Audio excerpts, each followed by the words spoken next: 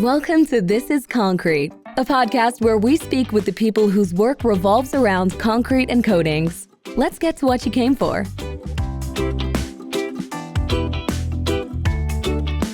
Hello, Chad Gill here. I'm the host of the This is Concrete podcast, where I talk with leaders in facilities management, architecture, contracting, and more. And this episode is brought to you by Concrete. Concrete is a concrete polishing and coatings company with nearly 20 years of experience working in the commercial, industrial, and residential markets. So whether you need smooth transitions for a warehouse traffic, show-stopping lobby floor, or a seamless concrete accent wall, we can provide the skill and imagination to make your concrete uncommon. We're also sponsored today by Laminin Coach. Laminin is a business coaching program with a focus on contractors in and around construction. We offer remote employee services and not only help with proposing solutions and methods, but implementing them in your business. After all, good ideas are not useful until they're implemented. So joining me today is Nick Small, founder and CEO of US Pave. He started US Pave in 2013 after realizing there was more today way of doing business in the industry. At USA Pave, they pride themselves on being a complete paving service company. So instead of working on the main streets for cities and highways, they focus on taking care of streets and sidewalks in front of people's homes and businesses. They understand the crucial need for attention to detail when performing this kind of work. And before launching US Pave, he gained valuable experience working for 2 years in his family's paving company. Interesting departure story there, I'm sure. We don't talk about it at Thanksgiving. Yeah, exactly. Yeah. So Nick, thanks for joining me. You also served in Army Reserve for 6 years. So thanks for your service. It's a big part of keeping us all in a great country. Good afternoon, man. Yeah. So 2 years of family paving. And so how long after you started were you allowed back to Thanksgiving dinner? Oh, we still don't talk about it too much. It's a little strained relationship with my aunt and I, which is a little disheartening. But I've got family that works here also, and it's been very good. It's very good. My mom's very proud. That's awesome. Well, it's a family and business that they're two difficult things independently, and when you try to put them together, they're even harder. So now, yes. So I know we talked about saying, talking a little bit about what did you catch during COVID other than COVID? Because I think you're one of the few people I talked to, and we were the same way. You found some silver linings in COVID, and there are kind of things that came out to change the way you do your business and stuff like that. So to ask you about that, and then also kind of what your business model is. Yeah, I mean, look, COVID. I looked at COVID as almost like a blessing. I mean, it was, I got to. I'll never forget. I was sitting in an office. I guess it's 4 years ago. Yeah, right at the beginning of COVID. 2 months before COVID really shut everything down, and it was December or January, and I remember sitting there, like everybody was just contracting. All the businesses were contracting. Prices started to get a little higher. The streets were a lot emptier. The traffic was, and I was like, I don't have many properties to go look at. Let me just focus online right now. And for a year and a half, I had two girls in the office, and all we did was scour the internet for the customers that we wanted to work for. We looked for we were working for property management companies. We're working for individual business owners, HOAs, different, homeowner associations around the state of Florida. And so we just handpicked, every single day. And we had the girls had a quota. They had 110 names a day that they had to figure out. They had to find. And we made our lists, and I'll never forget, we made a list of like 66,000 names. Wow. And it was a proprietary list. Like we didn't pay for, I didn't go buy the list. Like this was a list that we handpicked and put together. And so I remember we started doing that January of that year, and July 7th, I sent the first mass email. And and it's not like the girls, we weren't needed anyplace else. Like we were able to focus on just doing those tasks. I would put in 80, 50 names, 80 names a day. The girls would do about 110. Sometimes Jackie would get a little overzealous. She'd get like 150. But these were the exact exact customers that we wanted. And I remember we sent this email blast out. The first email blast only had like 7,000 names on it. And we had 92 requests for proposals. Holy cow. I couldn't get to them. We couldn't get to them all, and so then we started learning, like, how do we segment these lists, and it was months till we did another mass email, so we were able, like during COVID, like we really just focused on that. We focused on like, who do we want to work for? What's the properties that we want to get? What's the properties that we want to showcase? So what's the, like, I'll never forget Memorial Hospital Miramar is a huge campus. Let's go after them. We just finished it. We finished it last year. It took 2 years to come to fruition, but we got our name inside there, and we finished that project last year. A huge, beautiful project. And it more than doubled our revenue since COVID time. And I really think it's because of those couple things that we did and we focused on during that time. We were able to focus on it because there was nothing else to do. Yeah. Like a lot of the staff, a lot of the staff, like, here's a laptop, go home. Let's find some names. Let's go after them. And it became fun. And next thing you know, it's like and thankfully we're in the state of Florida. Like we didn't have to shut down. We continued to work. But we gained. Like we took about 5 or 6 steps forward during that time, and we're still reaping the benefits. And that's a whole lot more efficient to me sounding than having a salesperson on the street, knocking on doors and stuff like that. I mean, you can knock on 1,000 doors a day. Yeah, look, when we first started this, the biggest thing was building the mechanism so that the phones rang. I'm a terrible cold caller. I'm not a good salesperson. I don't enjoy it. I don't like bothering people. It's like, that's why we sell this and not cars. Like we're pushing pothole repairs. We're pushing, curbing repairs. The sexy stuff. Yeah, exactly. Yeah, we're not selling something people don't need. It's a service, and these things have to get fixed. Like these are commercial properties. It's not someone's home. Like these things have to get fixed. So I was like, we might as well be the ones fixing. It's like somebody else going to not let somebody else do it. So let's just put ourselves out there and do it. That's why I don't, I hear a lot about sales and stuff, and I just don't, I guess, there's sales involved, but we're servicing these calls. These calls come in and we look at it like, okay, here's a job. We got to go take care of it, and that's the mentality that we've basically kept. But building that mechanism in the beginning, putting all that emphasis on the website, whatnot, making sure those phones rang. That was our first goal, and we started that from the very beginning, and that was through our website. Now, we don't pay anything to Google. We're not paying for AdWords or anything like that. And the phones ring all day long, it's because of our strategic way of going after the customers that we wanted to work for. If that makes sense. Did you sit back and make like this ideal customer profile, or were you just like, hey, I really enjoyed that job and I want to find a guy just like that? Almost. And it's never like you sat there and thought about it like that, but it's like, it's where you put your emphasis. It's next thing. I got this warehouse, this manager, he manages several warehouses. That's my customer. And naturally you're gravitating towards that guy a little better, but we figured out like the kind of people that we want to work for. Because there's bad customers. Everybody knows there's bad, sometimes you got to fire customers, Yeah. And that happens a lot also. But we did. We figured, we want the homeowner associations. We want the shopping centers. Like I want those busy shopping centers. I make sure our right down to our vehicles and the way the guys looks very clean and polished. You're out there in public, a lot of eyes on you. We're not advertising the trucks, but our trucks are clean. We have our simple name on there. And all we do is put uspave.com. That's it.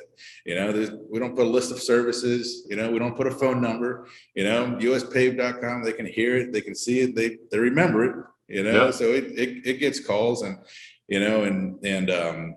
but the other thing also on top of that, we never want to be too busy that we can't handle the people that we're supposed to handle. Because that happens a lot also. Yeah. How did you match that growth? Like, you get this marketing engine going, you get this sales engine going. How do you ramp up fast enough to have operations support it? It's not, it's in talking about it, it sounds like it was, that we were able to match it. But, like when I sent that first email, I didn't send another one for almost a year later. Like all we sent one email in 1 year by gathering the names. And because I never forget, I got those 92 requests, and those requests came in within like 3 or 4 days of that email coming out. Couldn't get to them all, just could not. And my biggest fear, because you'll get a bad review for not getting to the people fast enough. Not calling. Yeah. And so that was my biggest fear also. So from that first email, July 7th, to the next one was the next summer, and then by that time we were able to, the email blast was more pinpointed, like which counties are we going to send this email blast to? Next week we chose a different side of the state to send the email blast, and so we had all the names segmented by the regions of where they were.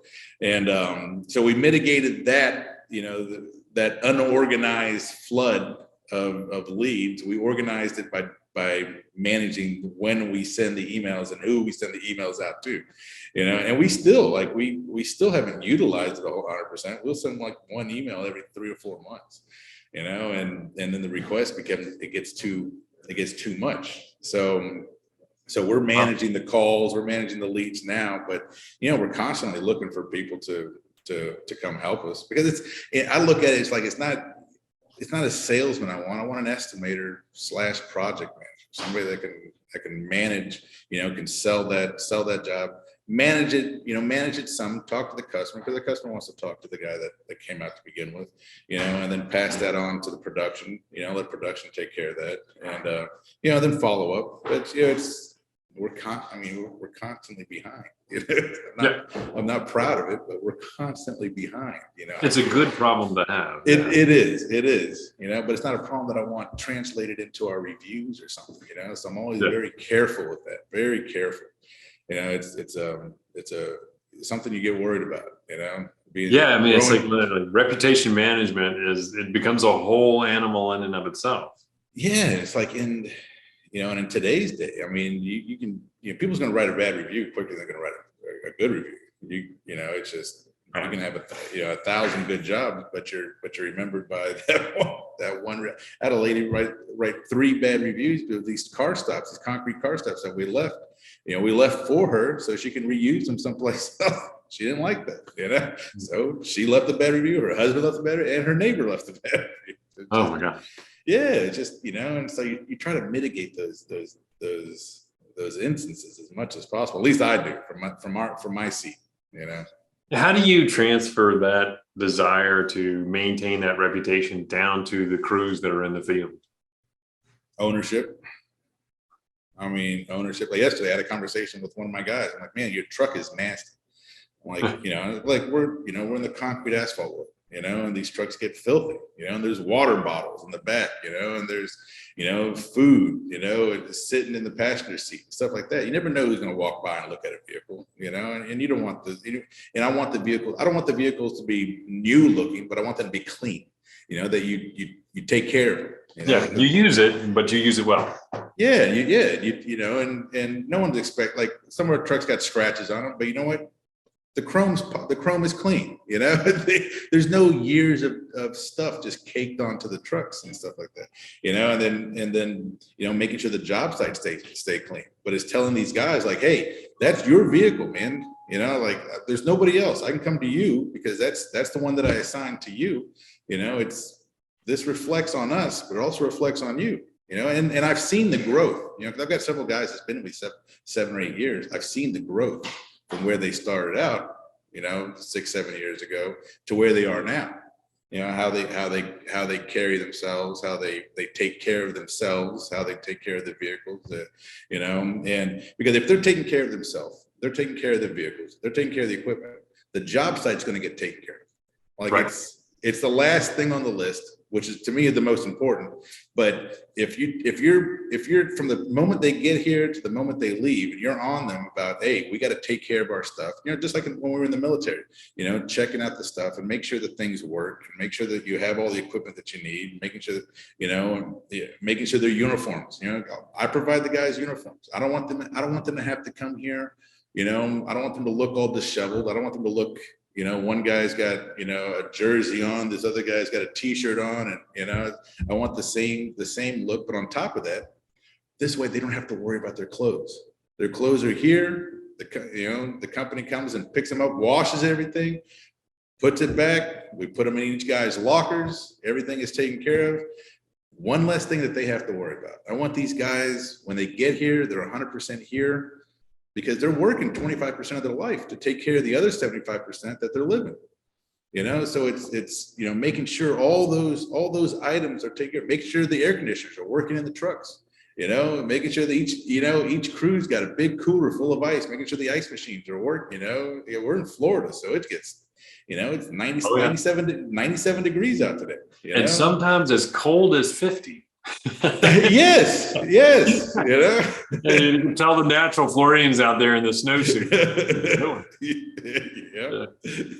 But it's keeping those guys that's got that share that same mentality, whether you instill it or whether they already have it before they get here, keeping those guys, and then just weeding out the ones that are not going to fit also.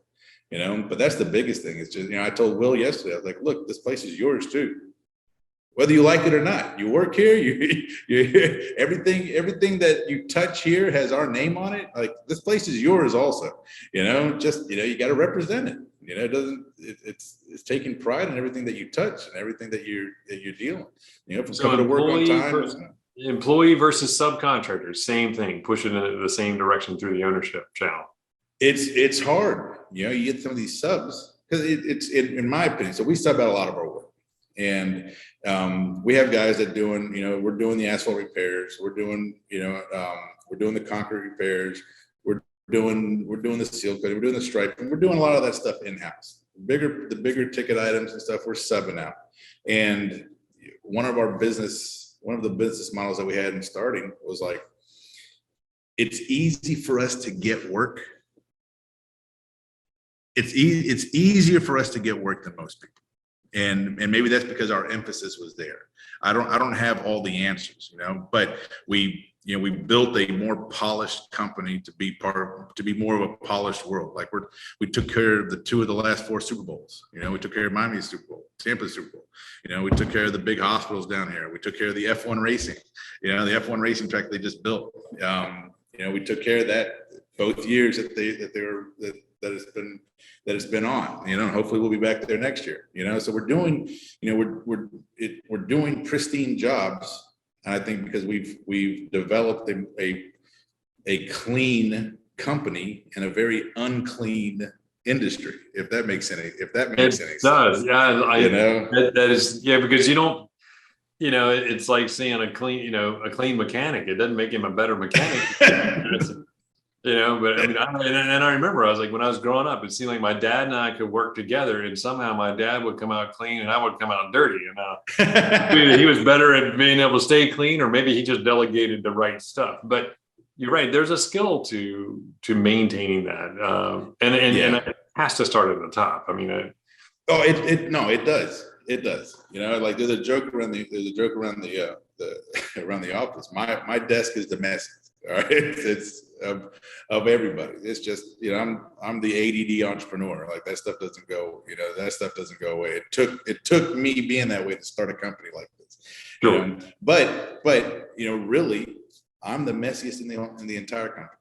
I'm not proud of that. I own it, but it starts from the top, and it's just making sure everything lines up in place, because ultimately you want your jobs to start and stop without a hitch, and I just figured out, not that it's the end all be all, but in my world, it was a lot easier managing that if everything from start to finish is managed that way.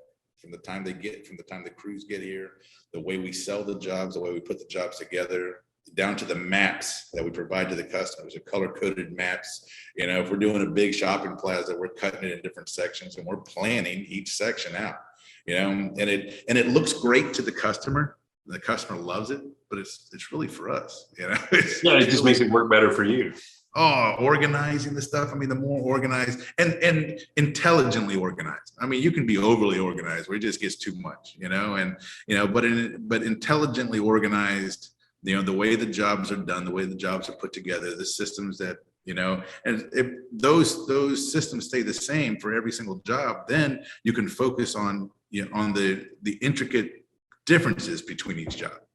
You don't have to, it becomes a lot easier in managing those things. If that makes any sense. That's just my well, opinion. yeah, I mean, I think it's, the best run jobs are also the neatest jobs. They start out that way, they stay that way.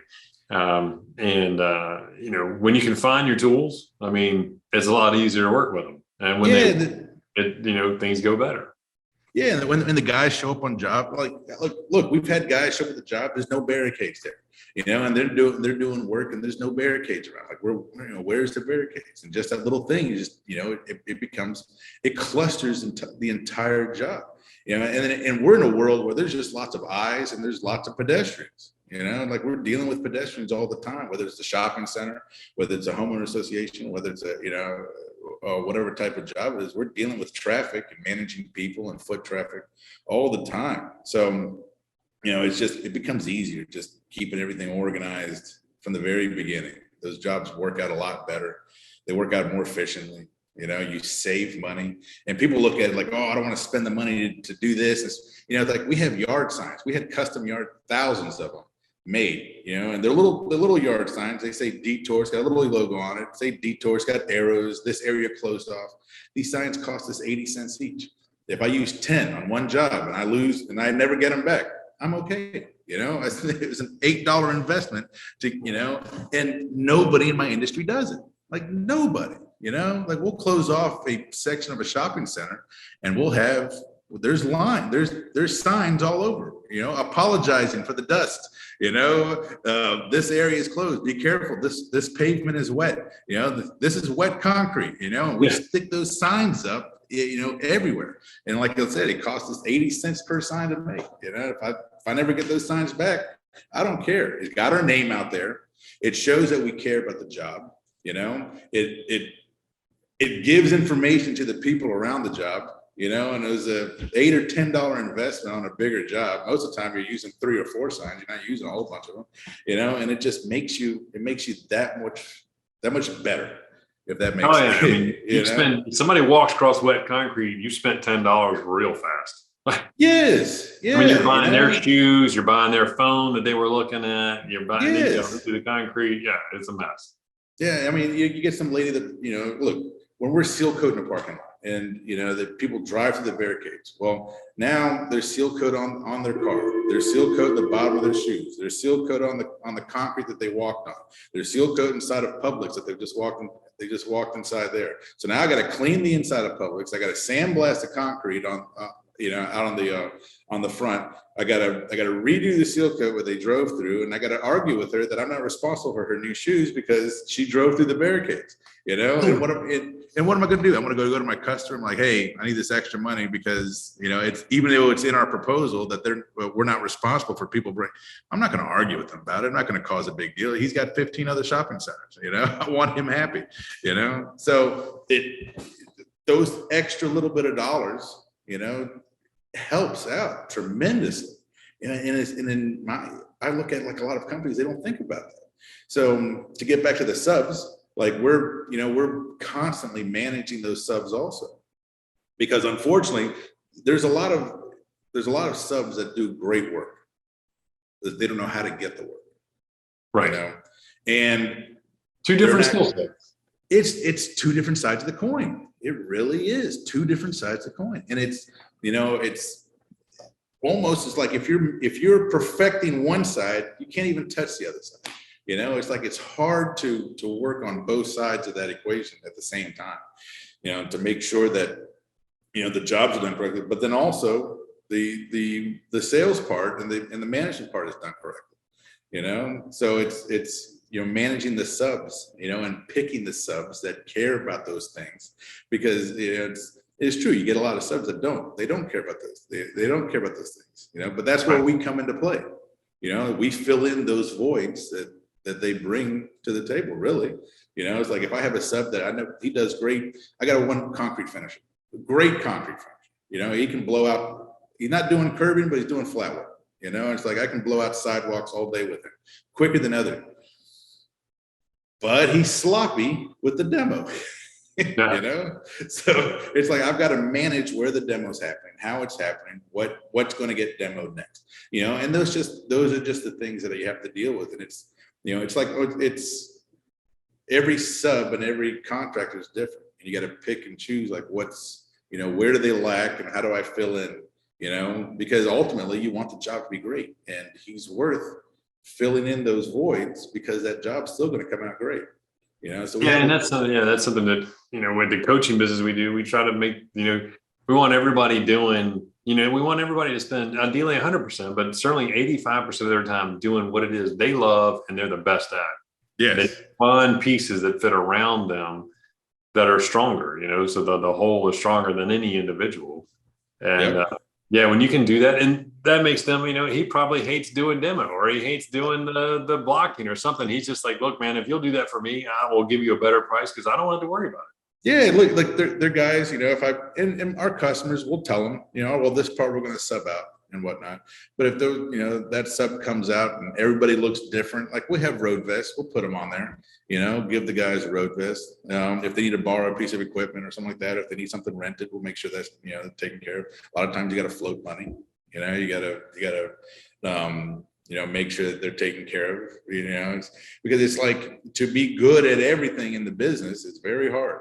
Like we have, I've got a CFO, I've got Graham, he's a partner of mine. He's great with crossing T's and dotting I's. I'm not the best at that. I got Amber in the office that handles a lot of things that I'm not good at, but there's a lot of things that she's not good at that we handle. The same thing out in the field, it's those guys. And I remember listening to an interview from Jimmy Johnson. Sorry about that. I remember listening to an interview from Jimmy Johnson, and the football coach, and he was talking about how the third string quarterback in the back of the room, if he fell asleep, he was cut. But if Troy Aikman was in the front of the room and he was sleeping, he'd give him a pillow. Because it's knowing who's doing what and who's good at what. And sometimes you have to, if you have one guy that's really good over here, he's probably lacking almost as much in this other area. So it's like, how much is this part worth to you? Is it enough to manage and help them out over here? Yeah, so that's just part of being the business owner and being in the management. And it's getting the most out of the people around you. And it's not saying you tolerate poor performance. It's saying you focus on the good, and then you just supplement where you have to. And I think that's a wise decision. Yes. It's like my partner, Graham. He's, like I said, he crosses T's, dots I's. I'm the entrepreneur. I'm like, hey, if we go do this, we can do this. And he's a cautious one, but we're both sides of the coin, and so it works very well together, and I see that in everything that you do. I don't know if you ever read a book, Traction by Gino Wickman. Oh yeah. It's a big EOS fan. Yeah. So it talks about that. And I correlate that to my work out in the field with the guys. It's like I've got one guy, he's like I said, one guy, he's messy, his trucks are filthy. I got my clean guy, I paired them both together, and I tell him I tell Zoe on the other side, like, hey, look, he's not good at keeping these things organized. I need you to be good. He's good at doing the other stuff. All right. Learn from him over here and take care of this stuff for him over here. And you gotta do that a lot. And I think that's okay. I mean, it seems to be working for you. So why would you change? I think exactly. That's it's like, you got a model that's working. Man, This has been great. I really appreciate it. This is like I said, I think it's a lot. I think a lot of people that are in our trades, we all are subbing at different things and trying to push that down through and encourage guys to take ownership in what we're doing. So it sounds like US Pave is on top. I noticed it's US Pave, it's not Florida Pave. So it sounds like you're a franchise, man. I think that sounds awesome. Look, we've been offered that. You know, I mean, when we came up with the name, I just had to be US Pave. You know, and the domain name, somebody owned it right at the beginning, and I checked checking it over the course of 3 months, and I would check it 5, 6, 7 times a day, and nobody I called knew who owned it. Nobody could figure it out. And then one night at 3:00 in the morning, and it was 2013, like 3:00 in the morning, I checked it, and it was available. And I got it for $9.99. And it was like a sign from the good Lord, like, here you go. Yeah. And it's a good thing, because you're about a week away from having to move to Canada and be Canada Pave. That's a lot colder than oh man, I couldn't imagine that. Yeah. Oh man, this is terrific. Man, I really appreciate you coming on. This is exactly the kind of talk that we love to hear. And kudos to you, man. Way to do it. Oh no, good. I appreciate it a lot, man. I'm glad you reached out. It's cool doing this. Well, fantastic. Well, and I'm hoping that the people pick up and listen to it. I mean, I'm sure a bunch of people are reaching out and asking about this email campaign, because you're negative on that. And I'm gonna get you a hang on after too. I might be taking some notes myself. Oh man. All right. Thank you so much, man. I appreciate it. Hey, thanks, Ray. Thank you, man. Have a good day. Thanks for listening to This is Concrete. We look forward to you joining us next time. Be sure to click subscribe to get future episodes.